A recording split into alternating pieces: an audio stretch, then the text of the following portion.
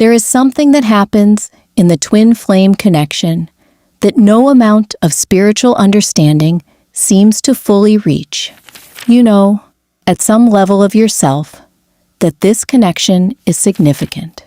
You know that what you feel is real. You may have done the inner work, the journaling, the meditation, the honest self-inquiry. And yet, the body keeps doing something that the mind cannot override. It braces when it should open. It withdraws when it most wants to reach. It produces states of activation or shutdown that feel involuntary, because they are involuntary, that no spiritual practice or conscious intention seems to fully resolve. This video is about why that happens, not as a failure of faith or readiness, but as a physiological reality that has a precise explanation, and more importantly, a genuine path forward. Let us begin with something you may recognize. There is a baseline state that you carry through your days, a quality of readiness or vigilance that may be so familiar, you have stopped noticing it as a state at all.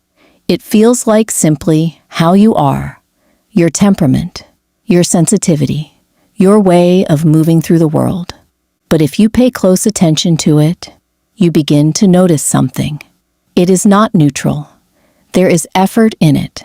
Something is working continuously beneath the threshold of conscious awareness, scanning, assessing, monitoring the relational environment for information about safety. Now, bring the twin flame connection into that baseline. Notice what happens in the body when you think of reaching toward this person. Not the thought, not the story, but the somatic event. Is there an opening quality, an expansion in the chest, a softening?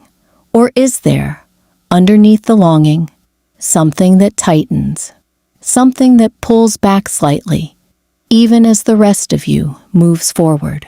Many people in a twin flame connection describe a paradox that they find deeply confusing. The person they most want to be close to is also the person around whom the body produces its most intense states of activation.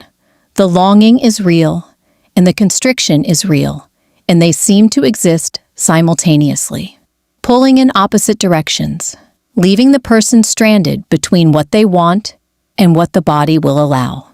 This paradox is not a spiritual mystery. It has a physiological explanation. And understanding that explanation changes not only how you relate to the connection, but how you relate to yourself inside it. In the 1990s, a neuroscientist named Stephen Porges proposed a theory that has quietly reorganized how many clinicians and researchers understand human connection.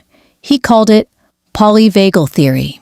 At its foundation is a simple but profound observation. The human nervous system is not a single system with two settings, activated or calm.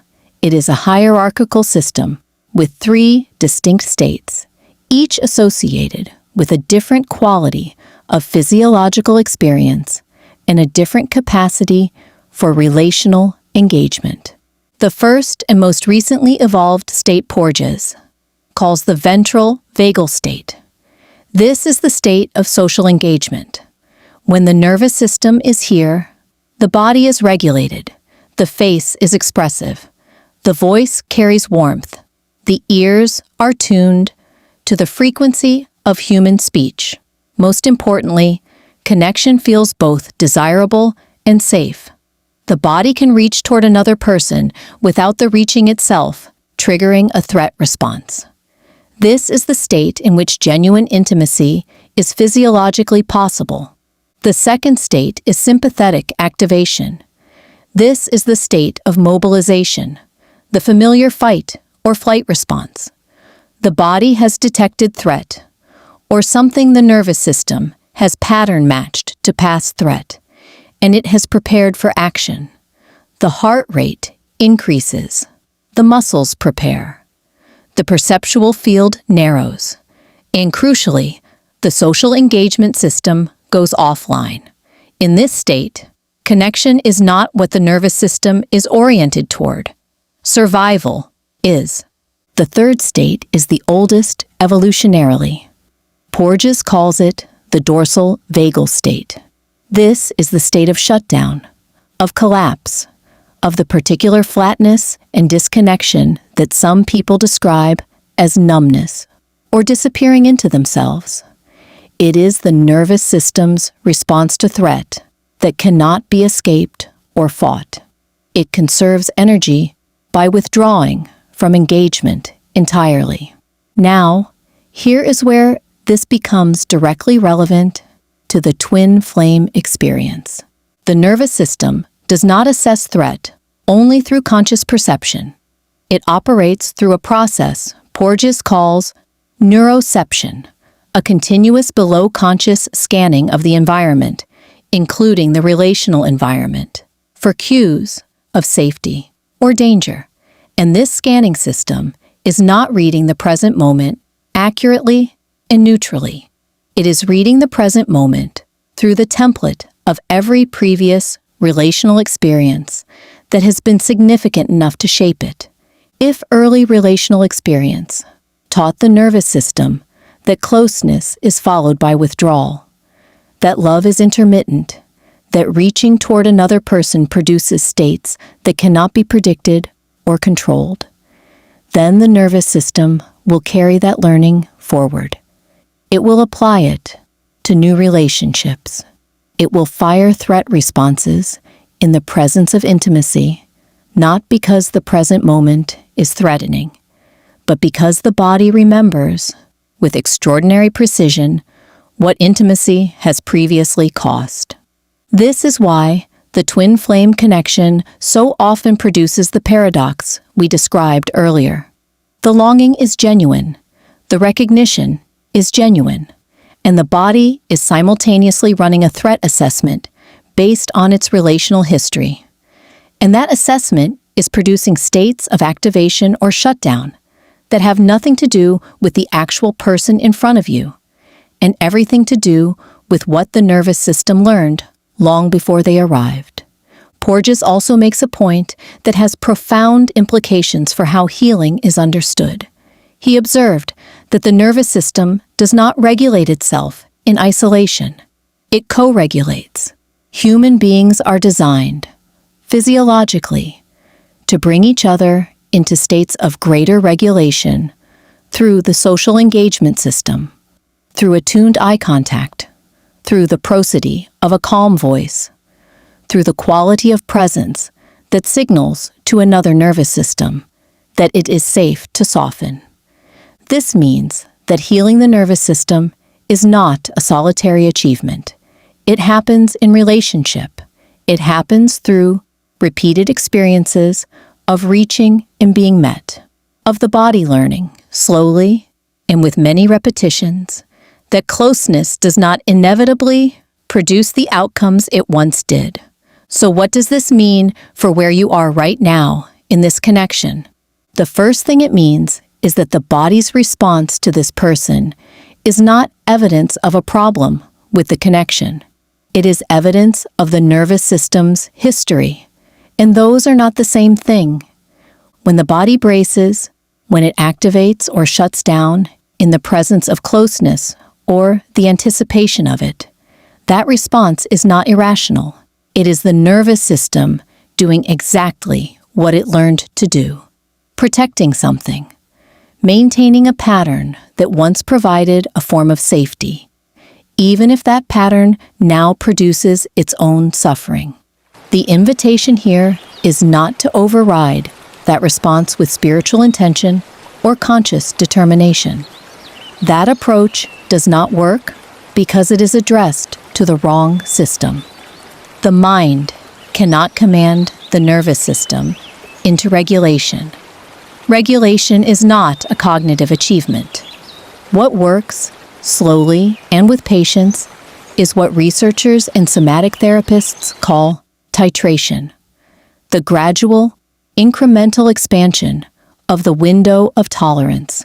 Small, repeated experiences of reaching slightly beyond the edge of comfortable regulation and returning safely. The body learning through experience, not through instruction, that the edge is not a cliff. This might look like noticing the moment activation begins in the body without immediately acting on it. Staying with the sensation for a few seconds longer than is comfortable before the habitual response takes over. Breathing in a way that engages the vagal brake, the physiological mechanism through which the ventral vagal system reasserts its regulatory influence.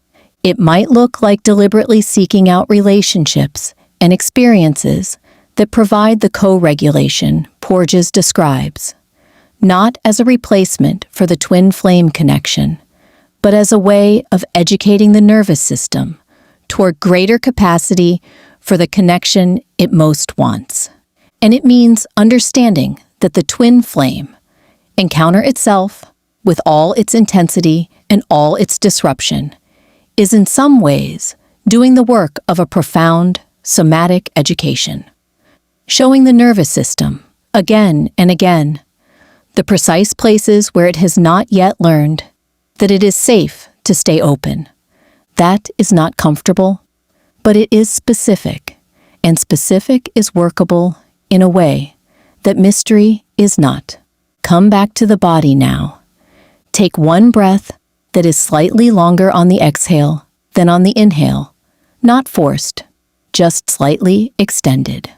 That small shift is not a metaphor. It is a direct signal to the vagus nerve, a physiological communication to the nervous system that the present moment is safe enough to soften. Notice what happens in the body in the few seconds after that breath, even a fraction of a degree of release, even the smallest loosening somewhere in the chest or the jaw or the hands. That is not nothing. That is the nervous system receiving information about safety. And it is educable. It can learn new patterns, not quickly, not without repetition, not without the support of regulated presence from others. But genuinely, physiologically, it can change. The twin flame connection asks something of the body that most bodies have not been prepared for. It asks for a quality of openness and presence, intolerance of intensity, that requires a nervous system that has been educated toward regulation, rather than one that is simply managing its own dysregulation. That education is the work, not the spiritual work, though that has its place. The somatic work, the slow, patient, embodied process of teaching the body that what it most wants is also something it can, gradually and with practice, learn to receive. You did not choose the nervous system you arrived with. You did not design the relational experiences that shaped it. But you are here now, conscious of something that most people move through their entire lives without examining. That consciousness is not a small thing. What would it mean to bring the same quality of attention to your own nervous system that you have brought to this connection, not as another task, as the ground beneath all the others?